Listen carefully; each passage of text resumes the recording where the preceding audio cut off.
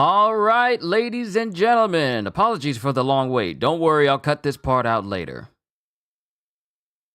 Yeah, I'll cut this part out later. So let me just go silent real quick, so it can be like we're just starting normal. You guys will be here.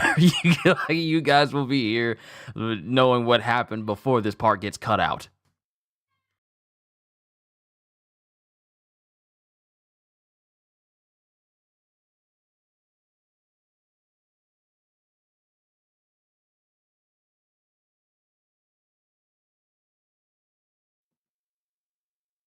All right, ladies and gentlemen, it is time to begin. It's time to continue with more Kaiju number 8, Volume 5. Apologies for taking so long, but it's now time to get ready. So let's begin, shall we? Yo, peoples! KAIJU92 here, and welcome back to yet another live reading of Kaiju number 8. We're going to be going through Volume 5 of this series with chapters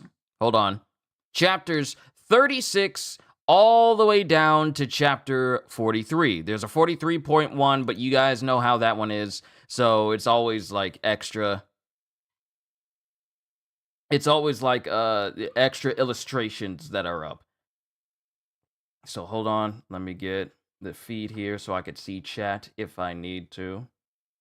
I'm not at the dual monitors on my desk stage quite yet, but let me get it live so that way I can see chat.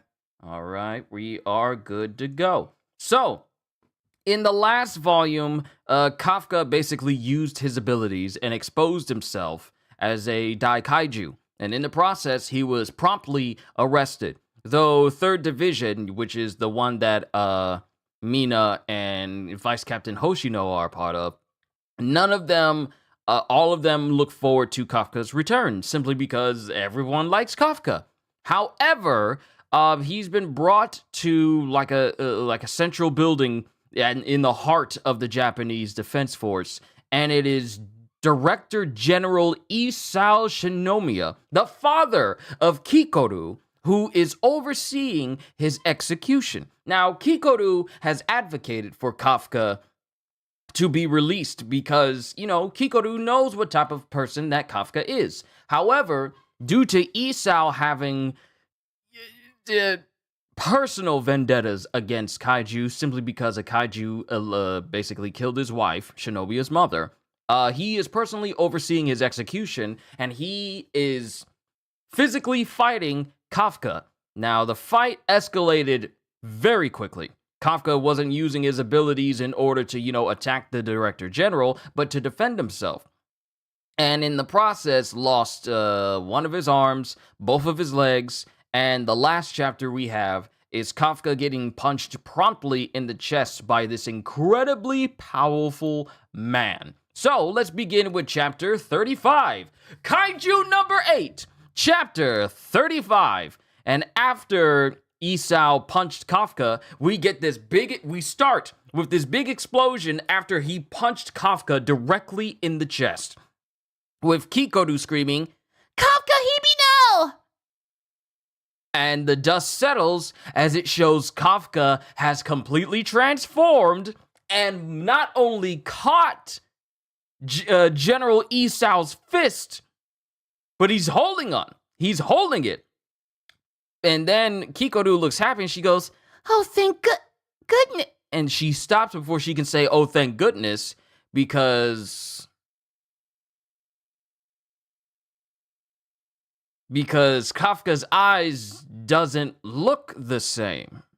His eyes are glowing weirdly. They've never glowed like this before, and they're glowing weirdly right now.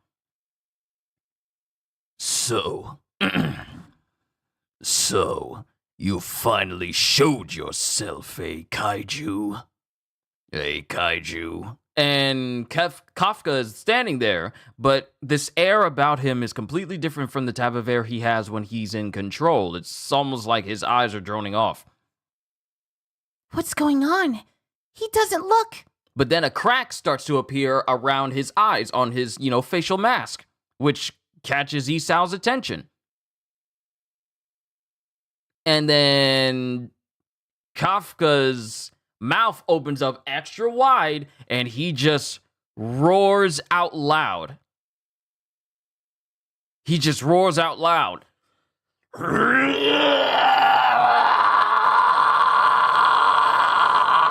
And he's just roaring, and it causes it's so powerful that it knocks Kikoru away from the window, from the observation window that she's on. It knocks her away, and it cracks the glass.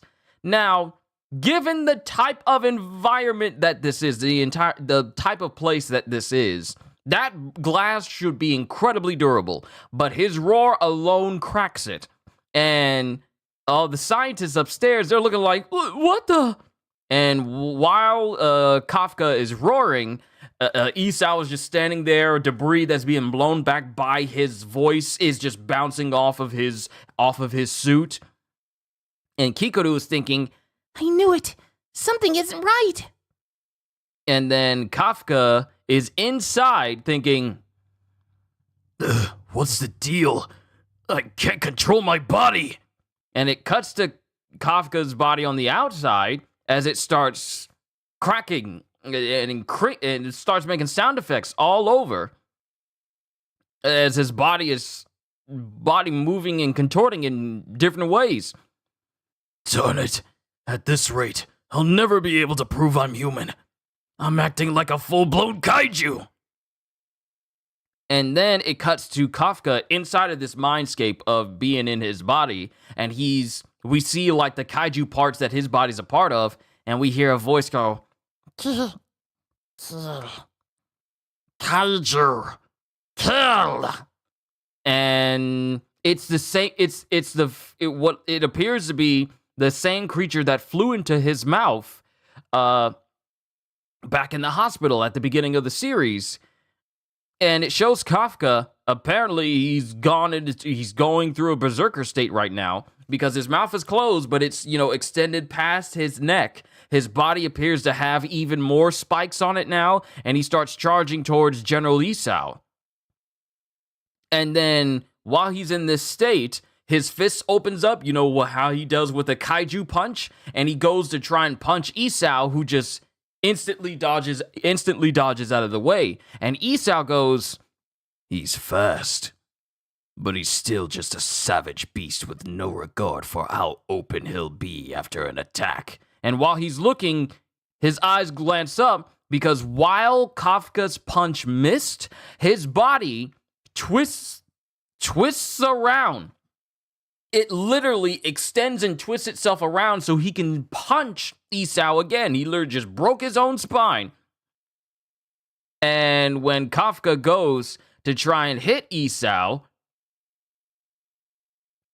I think he actually landed a hit on Isao and has him on the ground.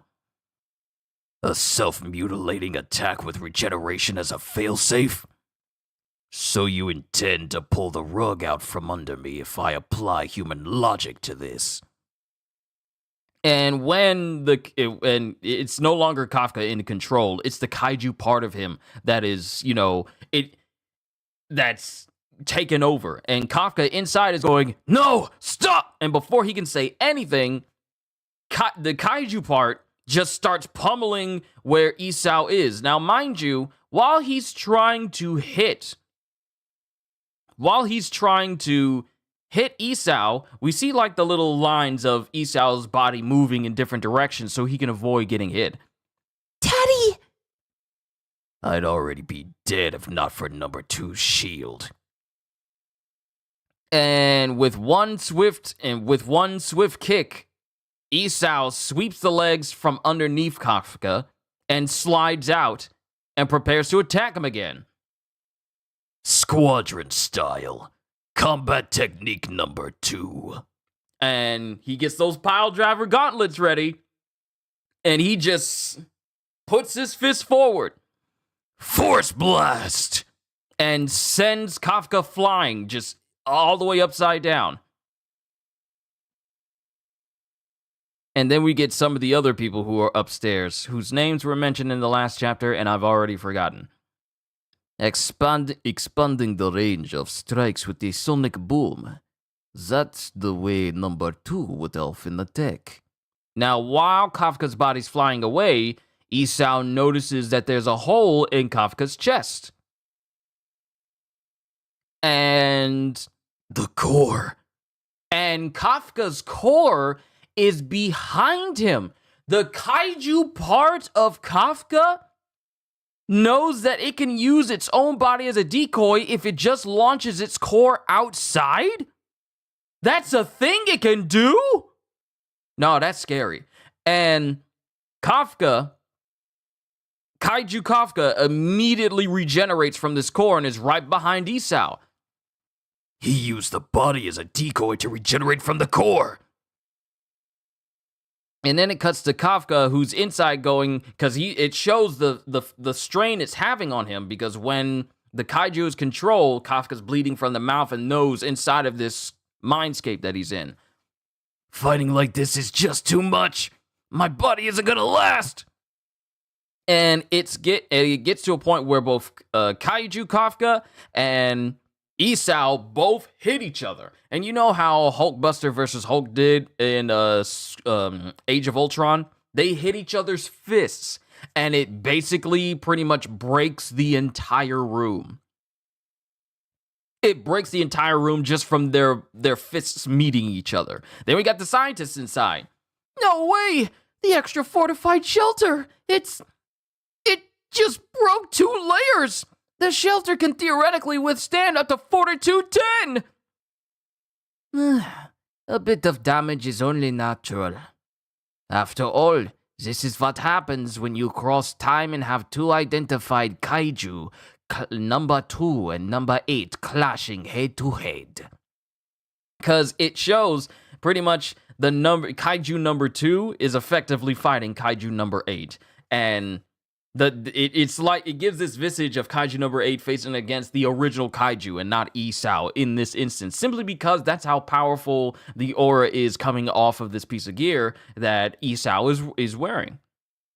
And they continue to fight each other. Incredible! He's fighting on equal ground with an identified kaiju. Still, it's odd. Odd? If the Director General planned on killing him, he would have been better off taking him out with his first strike while number 8 was in human form. It almost seems as if he's purposefully pushing number 8 to test him. Though I'm not sure why. And then Kikoru thinks back to when she spoke to her father the first time. He has personally saved my life, so I highly suggest a lenient punishment for... Don't tell me. Daddy is... He's giving Kafka Hibino a chance to survive? And while they're fighting, Isao gets punched directly in his midsection all of a sudden. And we just see this big old impact in his side. Oh no. And then it shows that Kafka is standing over Isao, who's now suddenly bleeding from his mouth now. Oh no. Number 8's fortitude is starting to surpass Isao's estimations. And it shows that Kafka has grown in size. This isn't like his intimidation makes him look like he's dwarfing Isao. No, Kafka has actually grown. Kafka's kaiju body has grown in size. And it shows Kafka on the inside as veins are all over his body and face, and he's feeling the strain of his kaiju body being pushed to this extent. That's the end of the very first chapter we get in Volume 5. Onwards to Chapter 37, as soon as I get past all these illustrations. There we go. Chapter 37! Oh no. Number 8's fortitude is starting to surpass Isao's estimations. Daddy! Kafka Hibino! Crap. I gotta stop this thing. Gotta stop number 8. And it cuts to...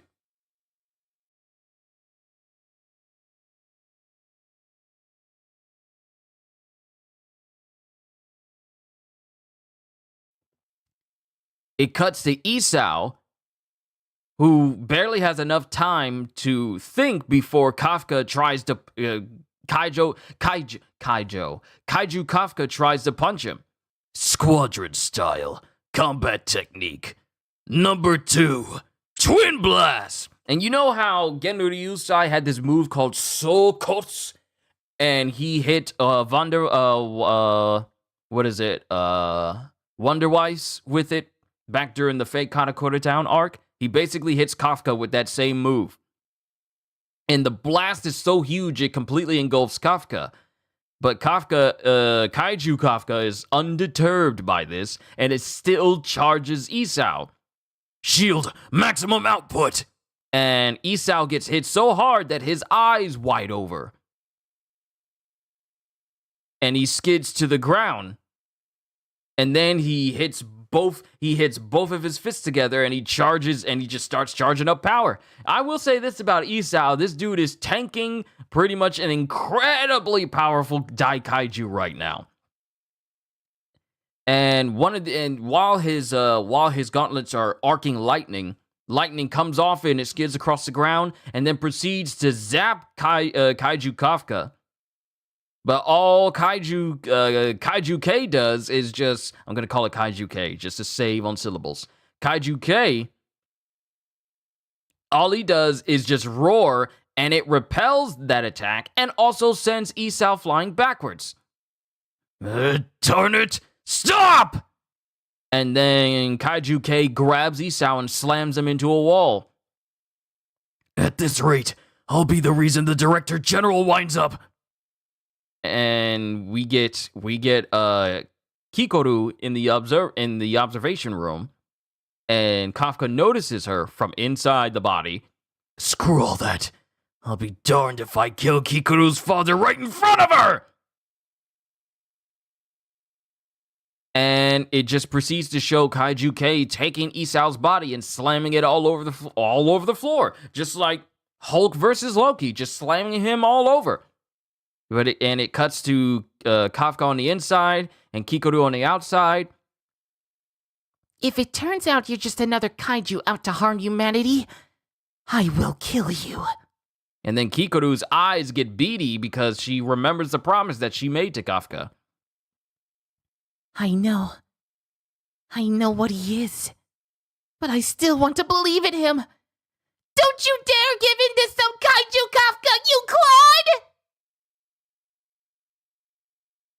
And it cuts to Kafka on the inside as he's struggling to get loose from like the kaiju bindings in his mind. And while he's trying to get away, that same kaiju, that same creature that went into his throat and turned him into that went into his body and turned him into a kaiju, it's there appearing to like it's going to consume him. Huh? I'm always like this. Always screwing up when it really counts. And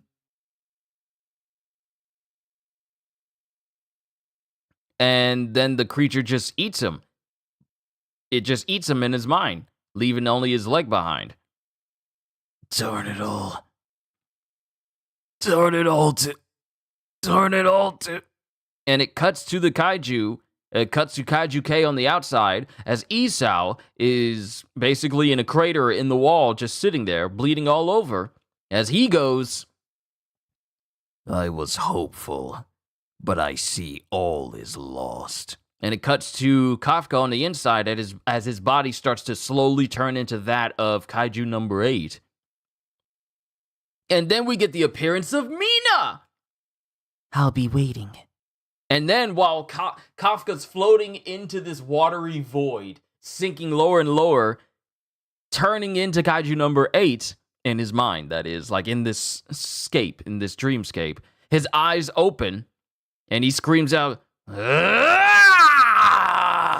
And he forcibly thrusts his hand into his chest, which in the real world causes Kaiju number 8 to slam into its own core before it can finish off Isao.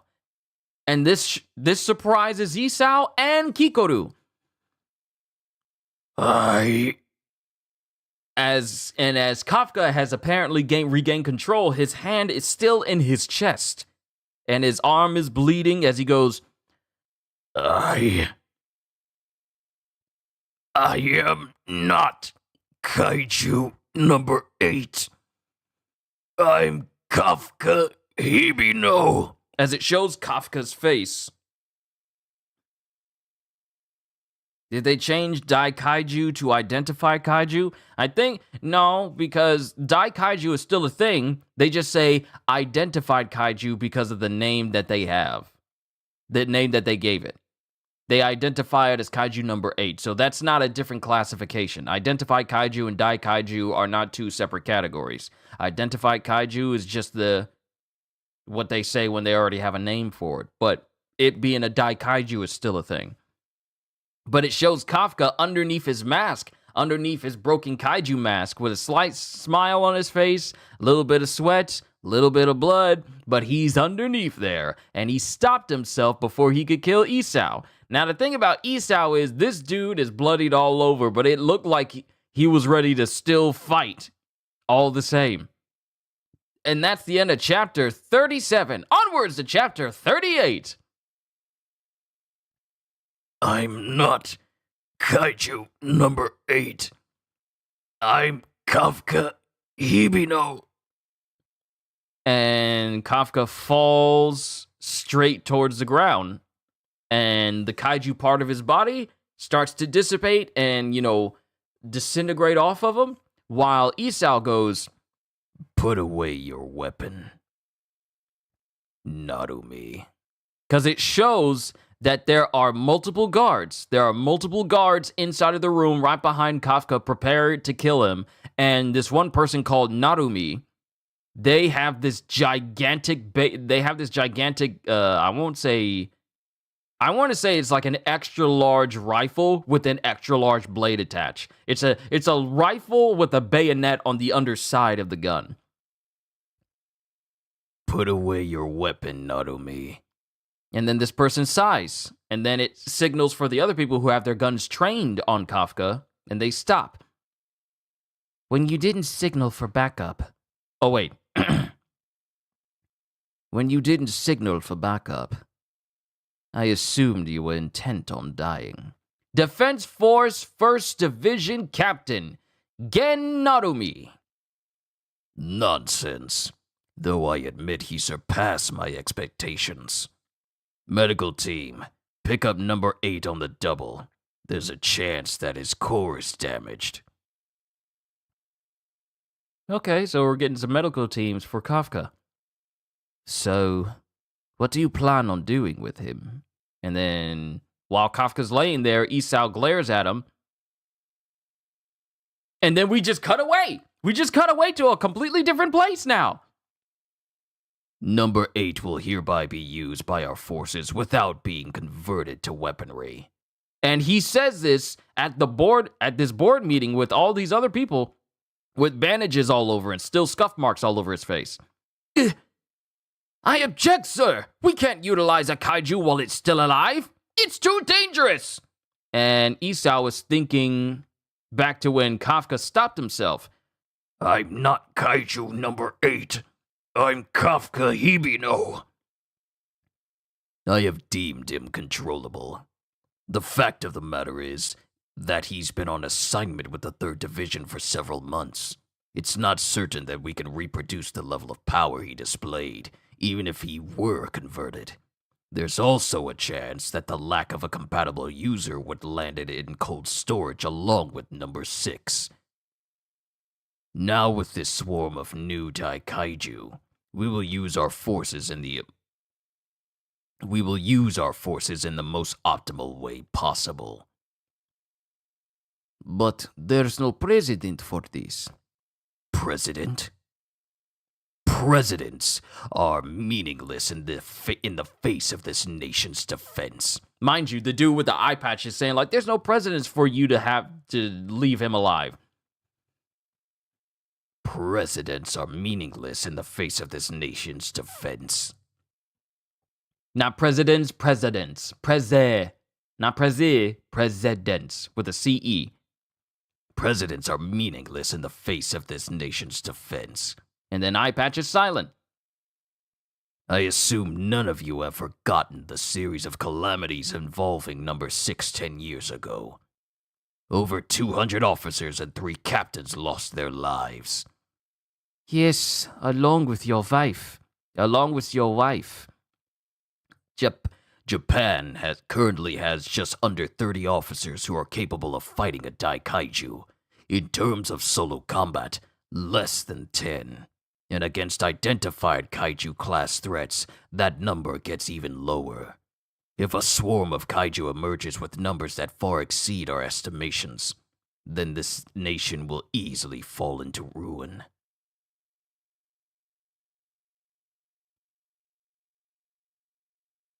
And back when he says nonsense, though I admit he surpassed my he says estimations, not expectations. My apologies when Gen Narumi was introduced. He said estimations, not expectations. If a swarm of kaiju emerges with numbers that exceed our estimations, then this nation will easily fall to ruin.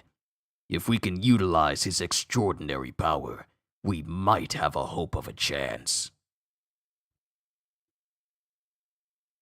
And everyone's silent, and then Eyepatch speaks up, because everyone wants to be quiet in this matter. Even so, we stand opposed. And it cuts to Kafka, who is inside of this chamber, like inside of a... For you Star Wars fans out there, it looks like he's in some sort of Bacta tank. He's hooked up to it. His arms are locked in it as well. I can't tell if he's heavily sedated or if he's being healed right now. And while Kafka's in this place, he's dreaming. What is that? And it cuts to Mina, who's crying. Mina?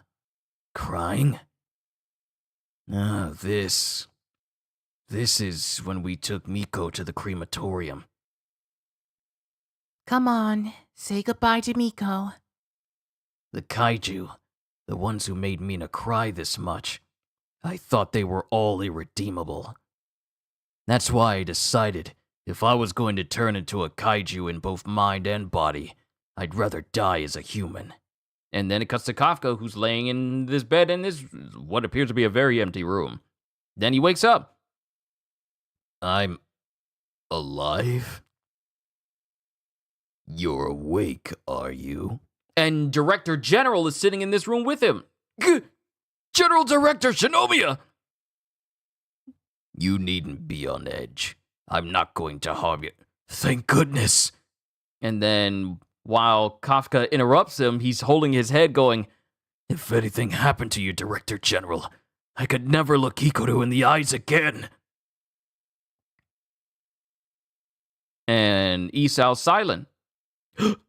Does letting me live mean that you recognize me as a human? As an officer, sir? And Isao is still quiet. One thing I need to say about his sideburns is his sideburns are so long, they are literally under his eyes. I have never known anyone to have facial hair that reaches under their eyes. This dude's facial hair is pointier than Mihawk's. Does letting me live mean that you recognize me as a human?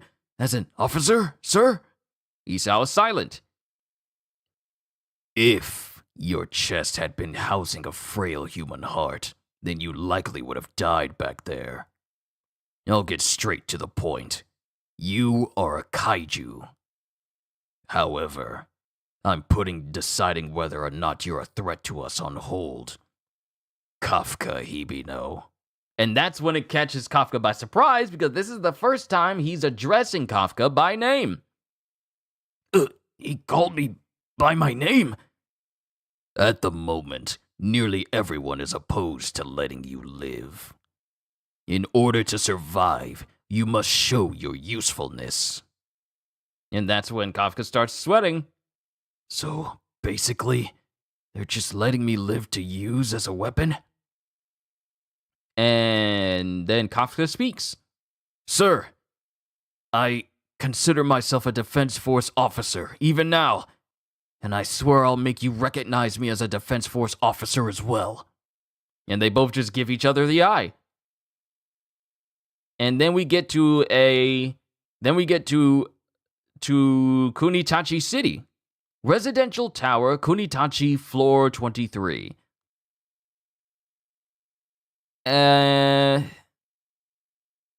Oh, it's the flat top. It's It's number 9. It's Kaiju number 9.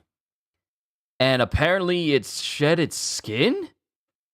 Okay, I've molted and my body is ready. Better take that kaiju power that's fallen into human hands and give it back to the kaiju. Now, the last time we saw number 9, he took on the appearance of this random dude. And its skin was white. And now it's molted and its skin is darker and it looks like it looks beefier than it did before. Just a little bit. It looks even beefier because it was a little bit on the skinny side the last time we saw it. But now it's done beefed itself up. Flat top kaiju has beefed itself up. Better take that kaiju power that's fallen into human hands and give it back to the kaiju. And that's the end of chapter 38. Onwards to chapter 39. I think we're crossing the anime into the unknown territory. I haven't seen the anime, so I don't know where the anime stopped at. But I'll watch the Kaiju number 8 anime a little bit later. Kaiju number 8, chapter 39. And Kikoru gets a message from Mina saying, Kafka Hibino, disposal deferred. And she starts looking cheery about it. Even so, I can't afford to celebrate. Because she's thinking back to when Kafka lost control. I need to get stronger myself, or I'll never be able to stop him when I need to. Sorry to keep you waiting, Officer Shinomiya. And we get someone who walks into the room. And this person is incredibly huge to the point where he has to actually crouch underneath the door he needs to crouch underneath the door in order to get into the room where Kikoru is. And that surprises her. I'll take you to the captain's office. First Division Vice Captain Eiji Hasagawa.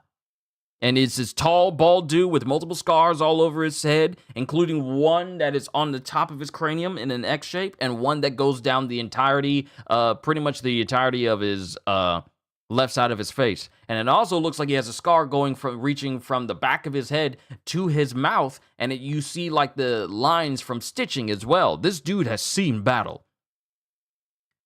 As I'm sure you've heard from the 3rd Division Captain Ashiro, you will be under the 1st Division's care until the Tachikawa base is repaired.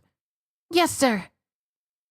The 1st Division, the strongest key division in this kaiju super nation we call Japan. They were even well known in America back when I was there.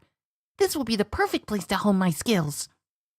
And they get to like this really big door, big enough for Eiji to actually walk through. And he knocks on it.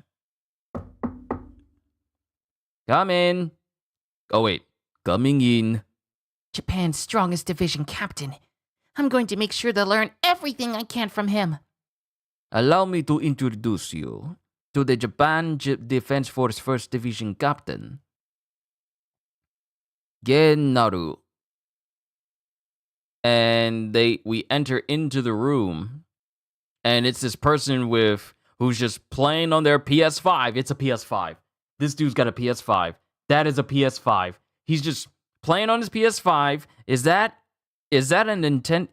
a Game Boy Advance? That can't be a Switch. That's not a Switch. He's got like his own alternative version of the PS5, Switch, and an Apple laptop in this incredibly dirty, what'd you call it? Weeaboo looking room.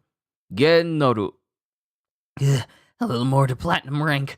A little more to platinum rank. And this dude is just playing on his PS5. It's a PS5. It's a PS5 because it has the same touchpad. The controllers are in the same place. It's not an Xbox controller. And it has all the buttons and everything. This dude's got a PS5. I wonder. Nah, this chapter came out before the Pro was even a thing. So he's got a base PS5. A little more to platinum rank. A little more to platinum rank. Wait, that can't be Gen. That can't be Gen. Hold on. Wait a minute. Wait, no. That can't be him.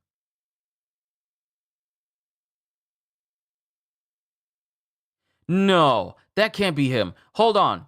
Chapter 38.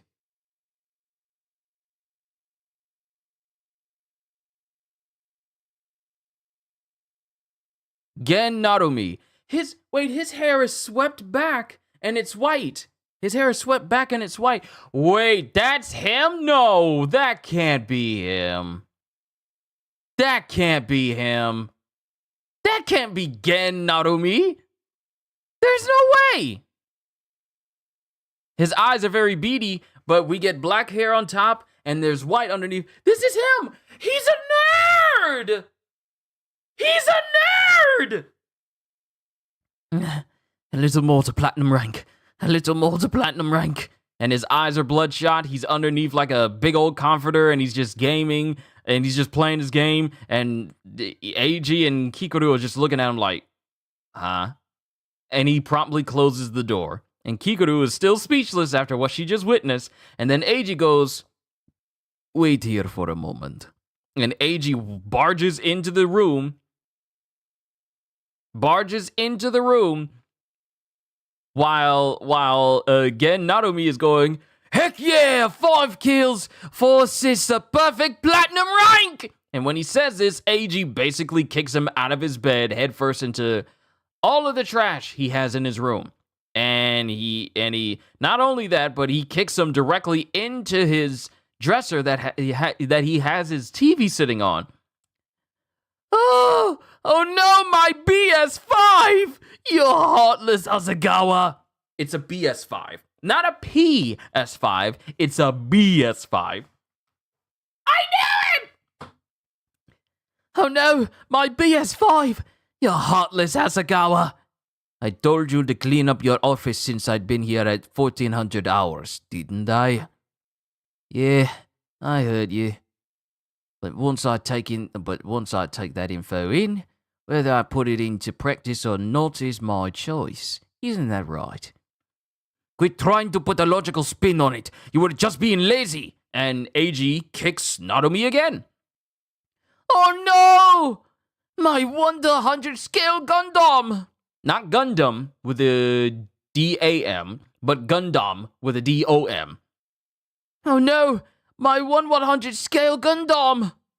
Listen, how I use my office is my own darn business, isn't it?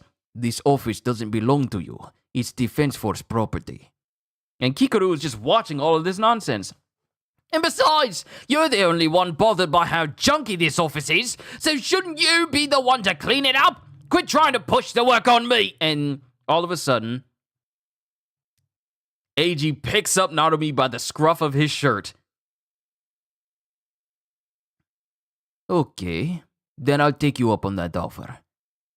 Take it away. And then it shows all these other officers, and they immediately start cleaning up Narumi's room, and they start gathering everything up. No! Get your mitts off my stuff! I'll do it myself! I tell ya! And Eiji walks over and holds Narumi in front of Kikoru. This is Captain Narumi. Charmed, I'm sure. Well, what do I do now? I can't muster an iota of respect. Oh, so you're Mr. Isao's daughter I heard so much about. No, focus. This gentleman is still a superior officer. I am Kikoru Shinomi of the 3rd Division, sir. Thank you for having me in the 1st Division. I am fully at your service, sir. Nah, don't stand on ceremony. You can drop the stuffy formal titles, formal greetings. As first division captain, I only want one thing from you. That one thing being... And then we get a ringing sound going through the whole base. Oh, a sortie. Perfect. You'll soon figure it out soon enough once you've seen how we handle battle. I'm going to let you observe and take notes from the best seat in the house. And Narumi's face gets all serious. You see his eyes, because it was covered with his hair. But now he gets all serious because it's time to go hunt some kaiju. The kaiju proceeding through Tokyo Bay has currently crossed the first beast embankment and is heading north. It's Godzilla. This is literally a kaiju made to look like Godzilla. It's got the tail, it's got the dorsal spines. Kawasaki Ward Shindaiba. The 1st Division will be tasked with neutralizing it.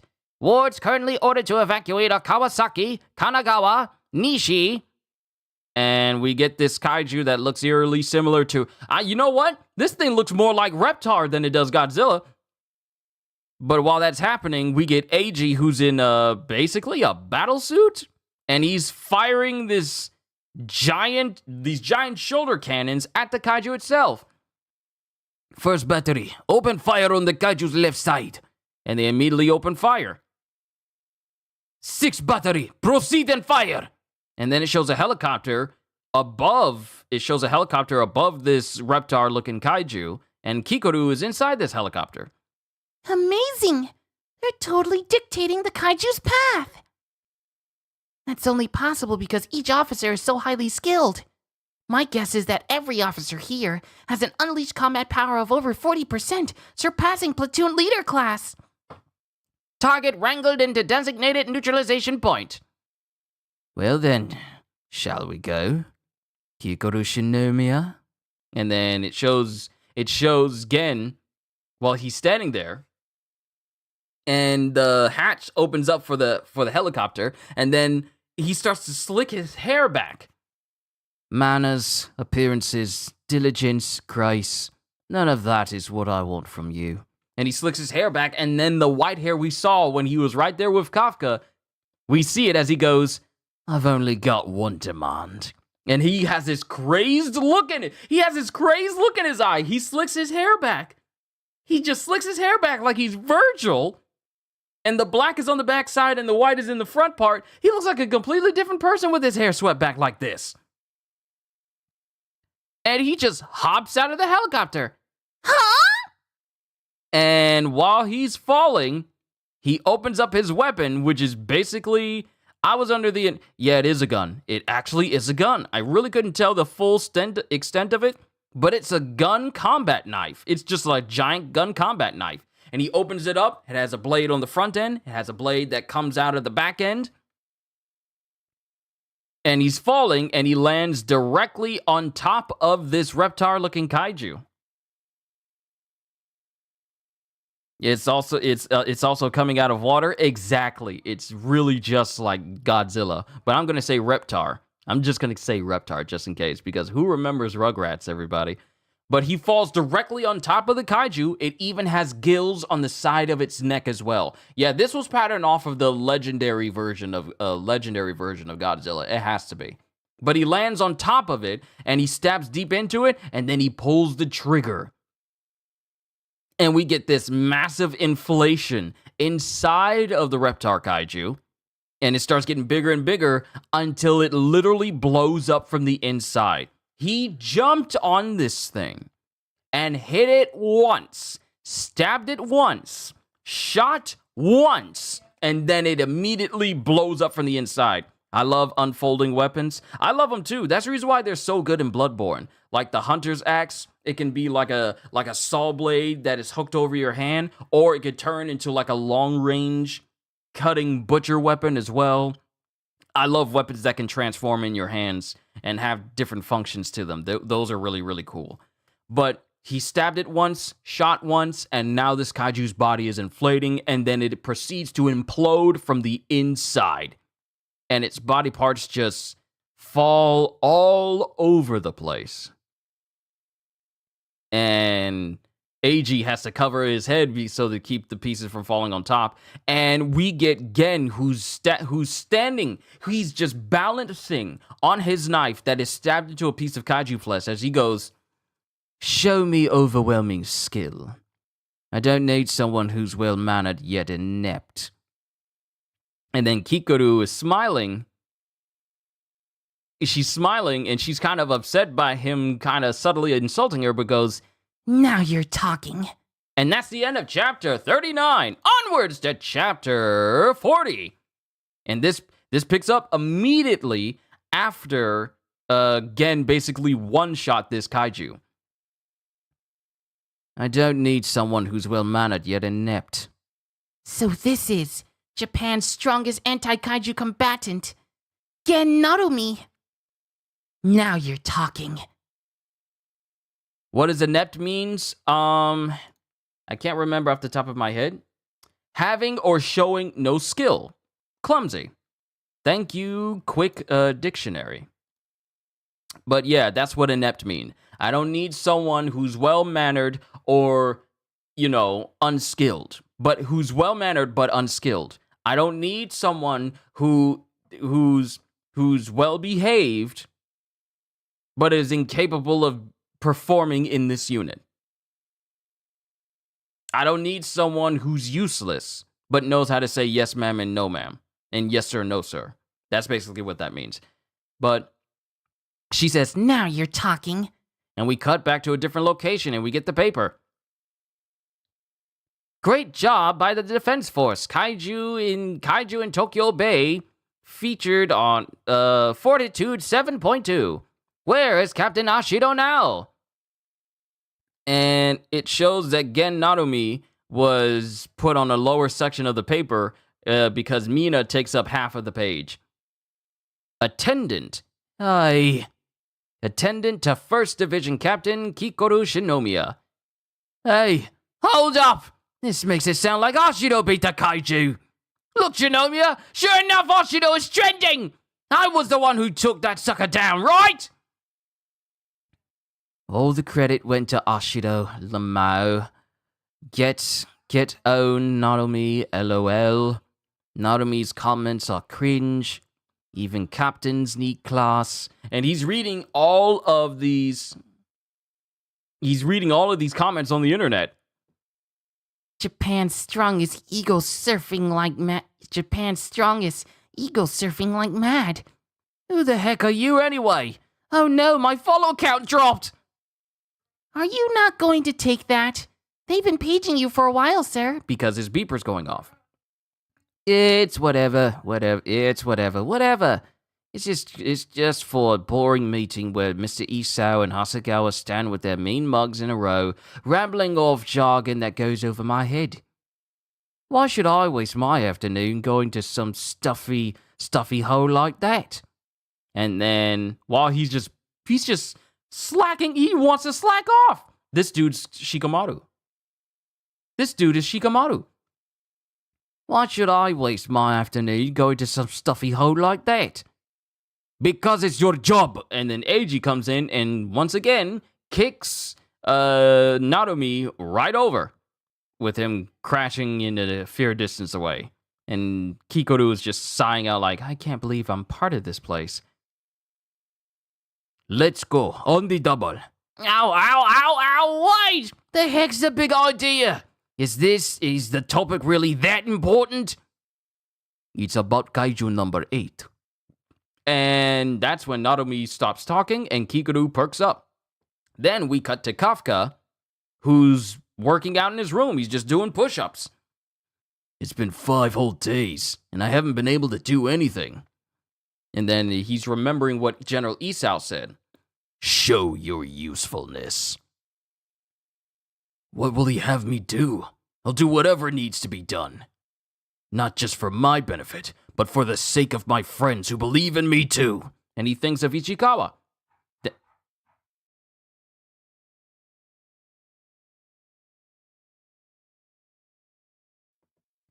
He thinks of Ichikawa, and then there's a beep in it for his room. Or holding cell, however you want to look at it. Kaiju number 8, come with us. And there's a whole bunch of soldiers waiting for him. Guns at the ready. Here we go. And we cut to the Director General's office. And Kafka standing there, right next to Gen Narumi, along with Eiji and Kikoru, who are in the room as well. What? Huh? Wait a darn second. Isn't that guy 1st Division Captain Gen Narumi? Why is he here? Kafka Hibino. I am placing you in the first division. Huh? The strongest class of kaiju in history will join Japan's strongest anti-kaiju combatant to create a division powerful and... Oh wait, that's still Kikuru saying this. To create a division powerful enough to topple any and all cataclysms. I'm giving you a chance. Show your strength and use this next neutralization as an opportunity to convince everyone of your capabilities. And then Kafka's just standing there. I'm not too keen on the idea of being needed as Kaiju as number 8, but my first priority is survival. Yes, I'll give it all. And then Naomi chimes in and goes, I decline, sir.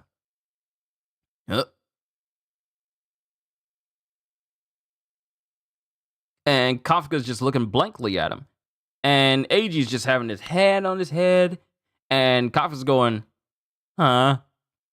The strongest division will do just fine with me around. Now, if you'll excuse me, I'll be... That will not do. And that's when Gen stops. He stops because he's about to walk out. He's about to walk out just like Grimjow would have in front of Aizen. He's just starting to walk out. But then Isao chimes in. That will not do. Number 9 has disguised itself as a human and gone into hiding. Number 10 led Kaiju on a deliberate attack on the defense force. They are both clearly different from any other Kaiju we've encountered in the past. We've made strides day by day to overcome numerous Kaiju cataclysms. However, the Kaiju continue to undergo unknown evolutions. With major cataclysms, when arrogance tells you that you have everything under control, they occur in a way that flips your perceptions on their head. We must also come to evolve, Narumi. And it's quiet. We cut to Kafka. We cut to Eiji. And then Narumi breathes out a sigh of like, do you truly have so little faith in me, Mr. Isao? When it comes to number 8, converting him to a weapon for me to use would be the most effective solution. And that's when Kafka gets taken aback by this. And Kikuru, she's taken aback by this as well. And then Isao starts to speak. Narumi. Captain Narumi! I can't die just yet. There's still something I must do. Something I need to accomplish first. And it shows the blurry image. It shows the image of Kafka standing right next to Mina when they were kids. Which is why I will be taking up the position. Kafka Hibino, ready to serve the 1st Division, sir! And he salutes. And it cuts to the eye of both Kafka and then Narumi, who's looking at him. And then he just goes like, he just shrugs. I don't care about your emotions, your situation, or showing your grit. Show me skills and results. And he walks out. And if you happen to go berserk again, I'll dispose of you quickly and make you into my suit. And he leaves. And while Narumi is walking through the hallway, Kafka just goes, "Thank you very much, sir!" Episode 5, The Kaiju Weapon. And that's the end of chapter 40. Onwards to chapter 41. But hold on real quick. Kenzo's barking in the next room, and I want to see why. Hold tight.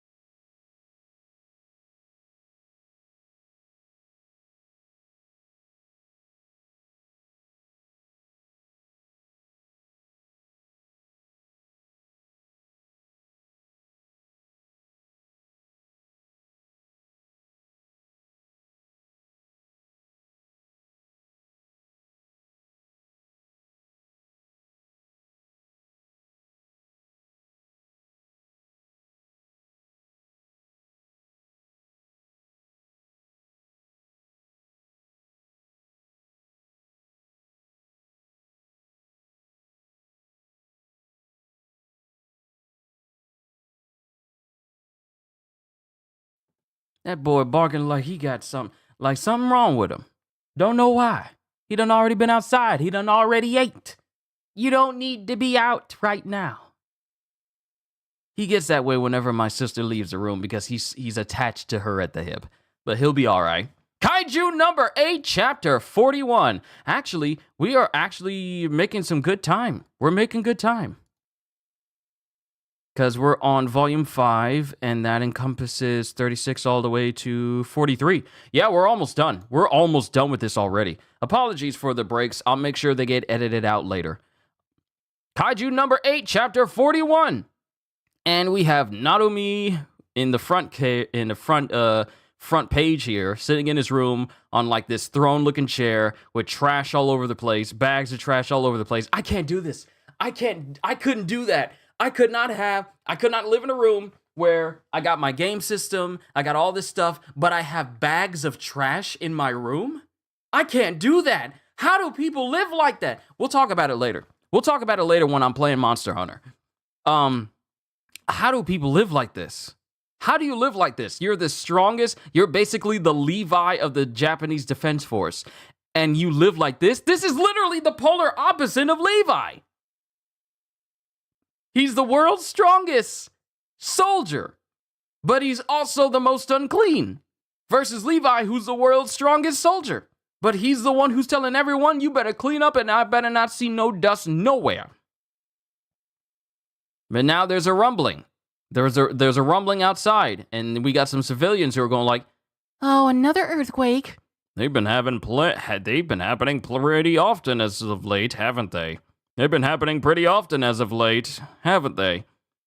Yes, but it'll likely subside any moment. And then all of a sudden, the earthquakes get even more intense, and then the ground starts to break apart. Wait, what? And buildings start to break apart. No way!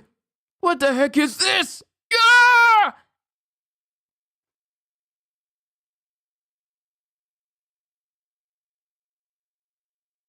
Those people just died. I think those people just died.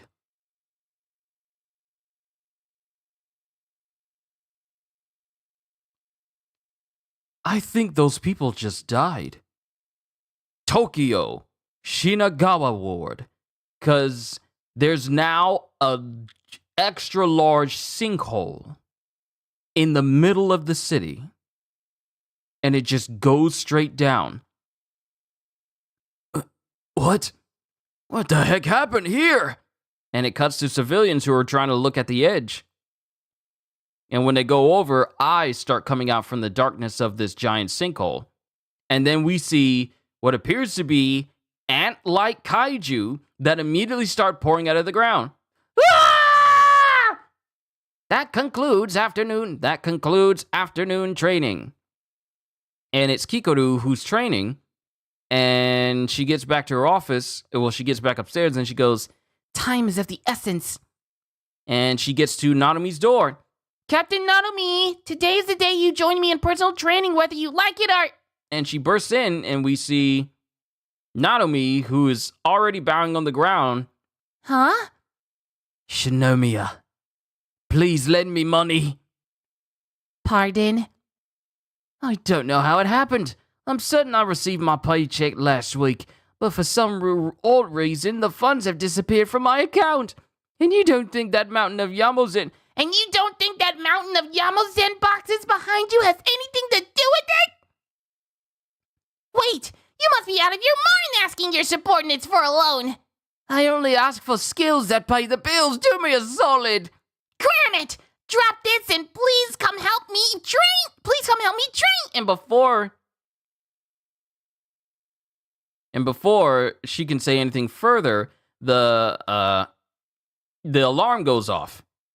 Narumi, Shinomiya, time to sortie. And they both get ready to go. Like it shows everyone getting in their suits, the suits going contouring around their bodies and everything. They're getting ready. And everyone is dressed to go. Ooh, everyone looks so good. And Narumi, he's got like a full-on big old jacket too. Oh, that looks clean. Yeesh. Right when I was trying to cut a very important deal, too. And it shows the different members of Narumi's group. Shows this lady. Does everybody have multicolored hair? Does everyone have multicolored hair in Narumi's group? Because it shows one dude with spiky hair, shaved sides, but a white spot in the middle. It shows a lady with like shoulder length hair, black on top, but white underneath. It shows another dude with like parted hair in the middle. It's off to the side, and it streaks between black and white around the sides. Does everybody have multicolored hair in this group? Right when I was trying to cut a very important deal, too. And it shows these members. First Division, move out. Let's kick some butt. You know I can't say certain words because this is a non-profanity using channel. So, let's kick some butt. And we cut to the ants that I saw crawling out of the sinkhole. They are huge. There's a whole horde of these things, and they're all over the place while people are trying to run. We even get cut to a lady who's carrying her baby through the streets while everyone's trying to run for their lives. Kaiju have emerged in Shinagawa Ward. All residents, please assume protective measures and evacuate to designated shelters immediately. R56 shelter. That route is crammed. Let's take this one. And it cuts to kids who are hiding behind a car. Big bro, I'm scared.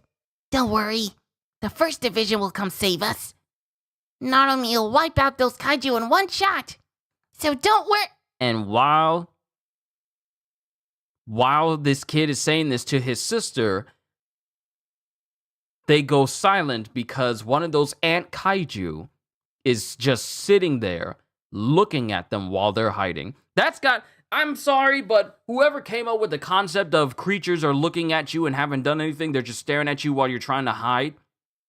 I think that is such a terrifying bit of cinematography. Like a terrifying act for a creature that is just looking at you while you're hiding. You're having this whole conversation. It could easily attack you right then and there with your back turned, but it's just standing there looking at you. And it's just silent. Oh no! And then the kaiju gets closer and closer.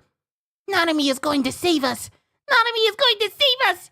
Nanami is going to save! As the ant kaiju goes to try and eat the kids, and all of a sudden the ant creature is pretty much bent in half because Narumi lands directly on the back of it with incredible force, mind you. And the kid's looking, and he sees Narumi's face. Nanami! Hey now, Brat, you'll have to pay for addressing a distinguished captain without a title. Get back home alive, and use your mom's phone to post Captain Narumi is so cool 10 times to social media. Sure thing! Now go. This dude... I don't know how I feel about this dude. I'll save people, but if it's kids, I'll use them. I'll use them to prop up my own popularity. I know he's the strongest, but at the same time, I don't know how I feel about this dude telling you, I was reading through that sentence when he says, use your mom's phone, and I half expected him to say, use your mom's phone and donate a couple of bucks towards Captain Nanami. That's because of what he was trying to do with Shinomiya. I instantly thought, like, he's not going to ask this kid to use his parents' credit card information to get himself some funds, is he?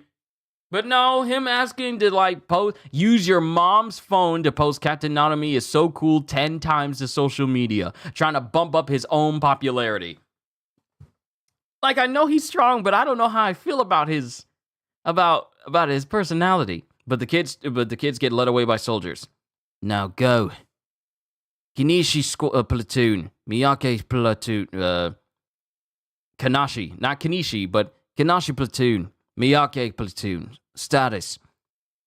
Kanashi here. 4 kaiju confirmed in the area. Containment imminent. This is Miyake. All targets here have been contained. Good. First, assess the entire situation. Keeping civilians safe is our top priority. Your goal, depending on the situation, is to either dispose of threats or lure them into a neutralization zone. Roger. And it cuts to Eiji as they all start fighting all these kaiju. Kikoru Shinomiya and Kaiju number 8. Eliminate any and all kaiju in the neutralization zones. All civilians in the zones have been evacuated, so don't hold back. I expect results. And Kikoru is just cracking her knuckles because he's all like, now you're talking. It's time to work. And that's the end of the chapter. It shows Kikoru and Kafka and Narume expecting results.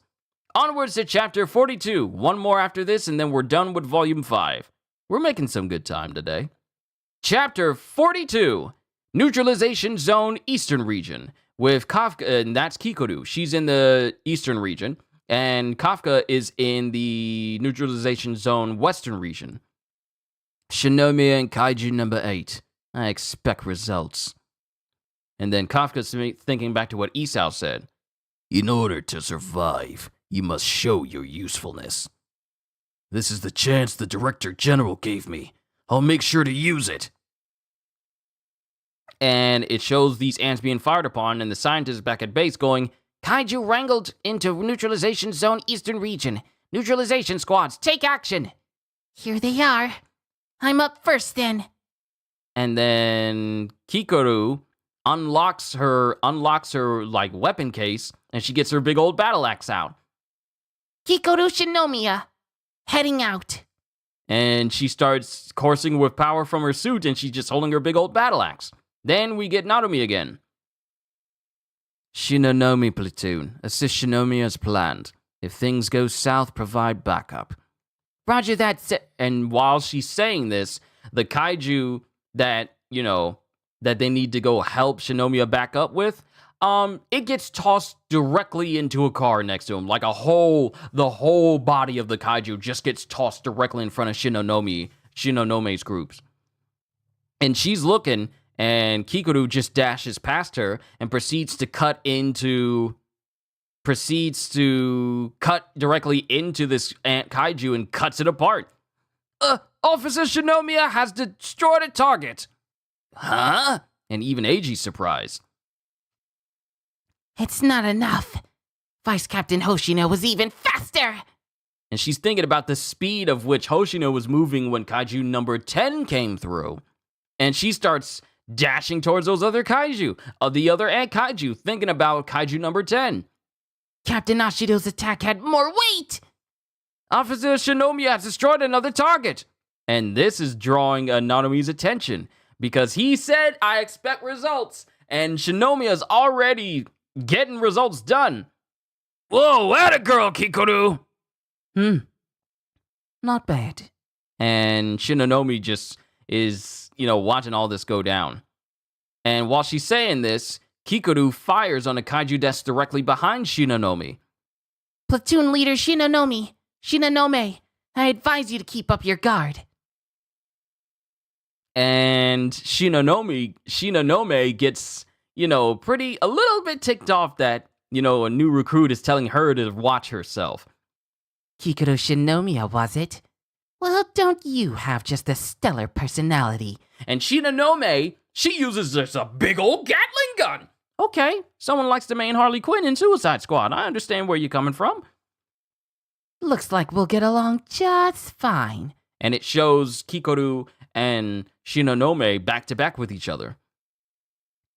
Shinomiya and Shinonome, let's see. Shinomiya and Shinonome, targets destroyed. Hey now, is this really her first year? She's stronger than you in your first year, isn't she, Narume? Say what? Say what? Quit selling me short! Still, it's odd. Ah, you mean the kaiju? Yeah, ant-type kaiju appearing on the surface is an uncommon sight to begin with. There are rare occasions of encountering them during tunnel construction work and whatnot, but this is probably the first time in history they've surfaced on such a massive scale.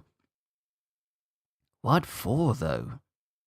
And Narume is right to be curious, because why did they suddenly appear all the way now? Why did they suddenly appear now? Kaiju acting desperate to their natural behavior. Sounds like what transpired at Tachikawa Base. Sure does. I'm guessing it is around here. A hellacious leader pulling the strings with a clear intent in mind. And then AG gets the information. Several kaiju have been wrangled into neutralization zone western region. Neutralization squad, take action. And then it's Kafka's turn. And then he just slaps his face. Then we cut back to a whole different location. Defense Force Temporary Base 318 headquarters. Because Isao and everyone is watching Kafka to see how he moves. Then we get Eye Patch, who's there as well. Also, one thing I want to say is how perfectly Isao's head fits into the symbol of the Defense Force behind him. Like, it shows him in this panel, and it makes it look like he has like this whole headpiece on his head right here. But then we get Eye Patch speaking. Now then, let's see how Kaiju number 8's anti-Kaiju combat abilities fare in the heat of the moment, shall we? Kafka Hibino, heading out! And an ant slams directly in front of Kafka. Kaiju number 8 has engaged the target. And then the ant Kaiju tries to hit him. Partial transformation! And Kafka partially transforms, speeds towards the Kaiju, and the hit does nothing. He tries to kick it with some force with a partial transformation, but it doesn't even leave a scratch on it. And then he dodges out of the way because the ant Kaiju tries to kill him. Gah! And he skids to the side. Why won't he transform? And Isao is thinking, I won't be able to kill it with partial transformation after all. But I just can't. And he's thinking back to when he went berserk in his full Kaiju state, and it was beating up on Isao. And then the ant Kaiju spits out something, and it's acid!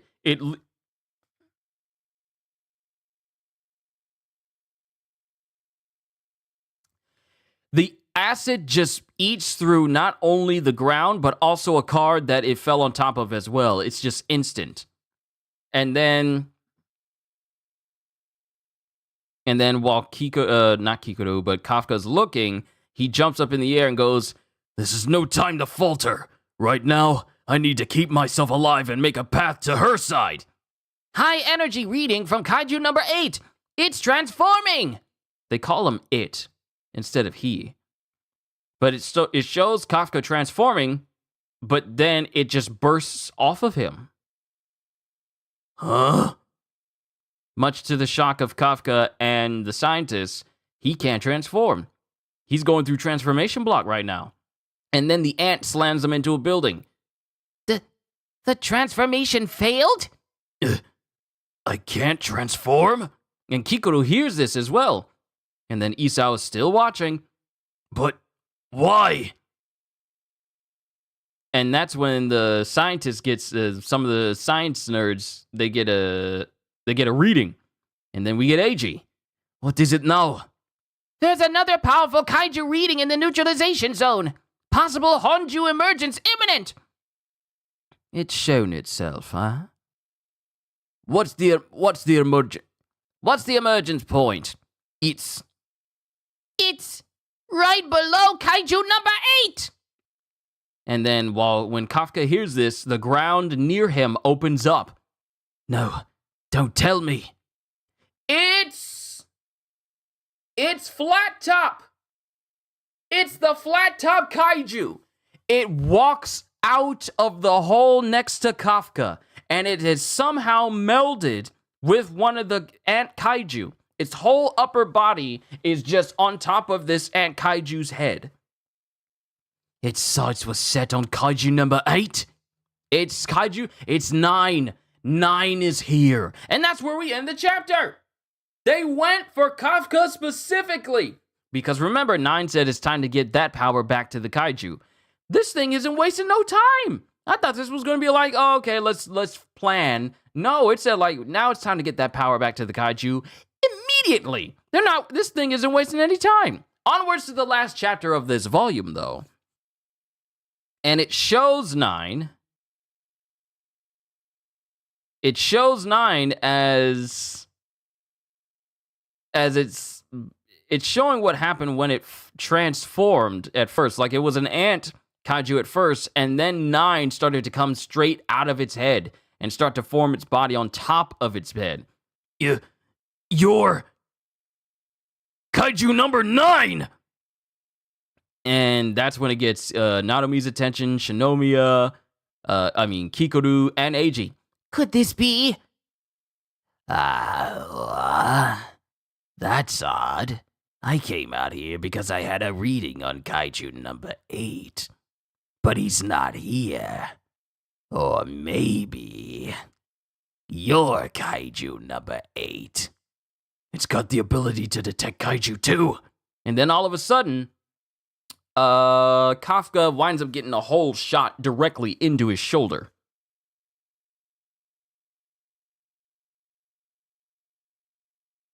Directly into his shoulder like we've seen before. I wanted to make sure that chat was still moving fine. And then Kafka's looking at the wound in his shoulder. Oh, well, I guess I'll test it and find out. And then Kafka starts screaming in pain.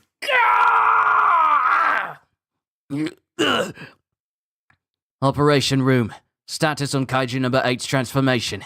And Kafka keeps trying to turn, but it's not working. No good. He failed again. And then we get Eiji. We need a plan. We're going to lose kaiju number 8 at this rate. We're facing an identified class threat. I'll go in. And then all of a sudden, when he prepares to move, the ground shakes underneath Narumi. And then the ground starts to break, and then something comes out of the hole in front of him.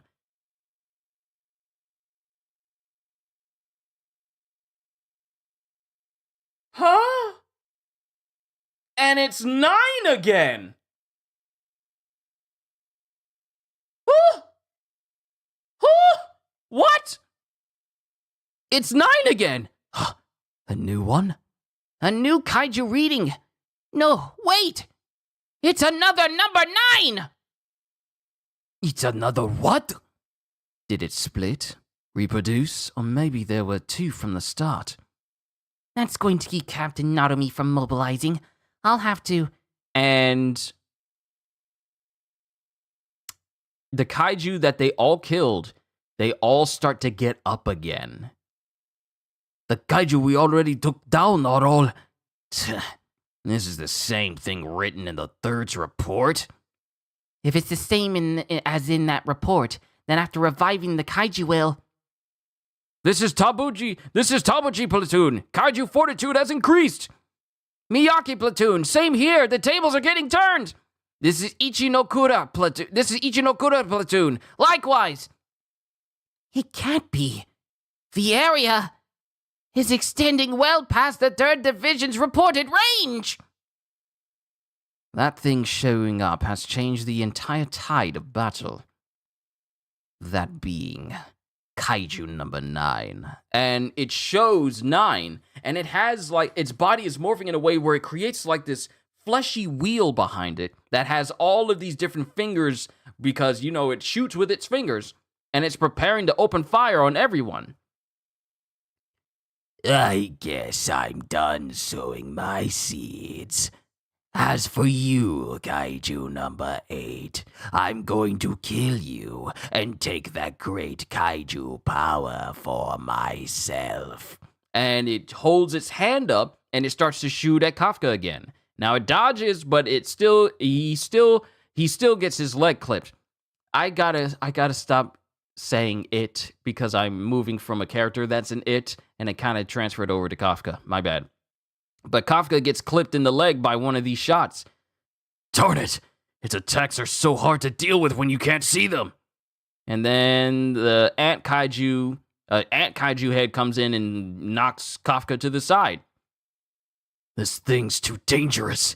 I need to take it down right now. And as he tries to transform, it doesn't. It just falls off of his body again. I have to take this thing down right now. So why is this happening? And it shows 9 as he's standing in front of Kafka, and he's made his fingers really, really, really, really big so he can just open fire on Kafka again. Oh, crap. Goodbye, kaiju number. And then when Flat Top is saying this, when 9 is saying this, we see something whiz in front of, right behind him, with big spiky pigtails and a big old battle axe. And Kafka can only look as when number 9 says kaiju number. And he says, when he says 8, I love how this panel splits the speech bubble with the 8 in it down the middle, because Kikoru is here! And then the ant kaiju with 9 on top falls. And then we have Kikoru standing there. Kikoru. You. Who are you again? Easily forgetting that she's the very same person that he tried to kill the very first time we see 9. No need to remember. After all, I'm killing you today anyway. Now, this is, of all the people for number 9 to go up against in this entire squad, Shinomiya is the worst for him because she already has a massive vendetta against this kaiju for basically almost killing her the first time. So now we have Kikoru here, while Kafka's still having some performance issues, and now she gets to face off against the very same kaiju that tried to kill her before. And that's where the chapter ends. And if I just double check the list here, yep, 43 is the end for volume, I was looking at Kaiju number 8, and then I was thinking to myself, is this volume 8? That can't be. But this is the end of volume 5 for Kaiju number 8. Next one will be next Monday, and we go through Kaiju number 8, volume 6. Overall, I really like this volume, mainly because at least Kafka got a chance to show that he's still relatively human, even when his body was taken over by the kaiju side, and he was very close to, brutally injuring Director General Isao.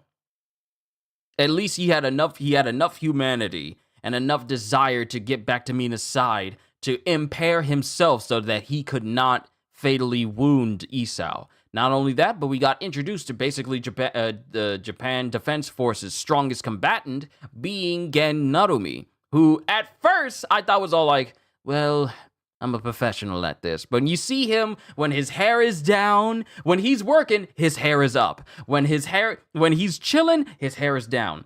I thought he was going to be like this just absolute expert of a dude, and it turns out he is literally a dude that just plays games on his free time.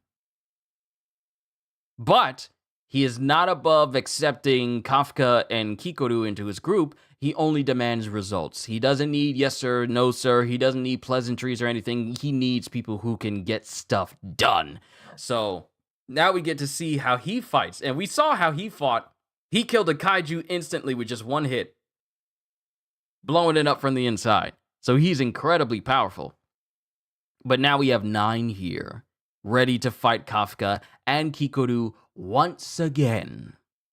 And Kafka's having trouble transforming.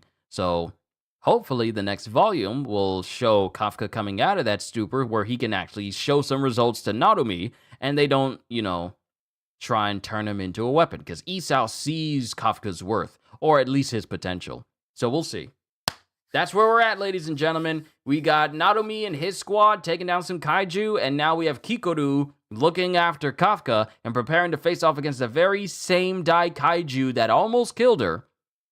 Now we get to see what happens when she faces off against it again, because it apparently has forgotten her. But we'll cover that in next Monday's live reading of Kaiju number 8. This is a good series. I'm actually enjoying it. I'm going to be honest with you. Yeah, I'm enjoying it. But that's all I got for you guys today for Kaiju number 8 readings. Later on today, after I eat some food, we will continue with more Monster Hunter Wilds. But that's all I have.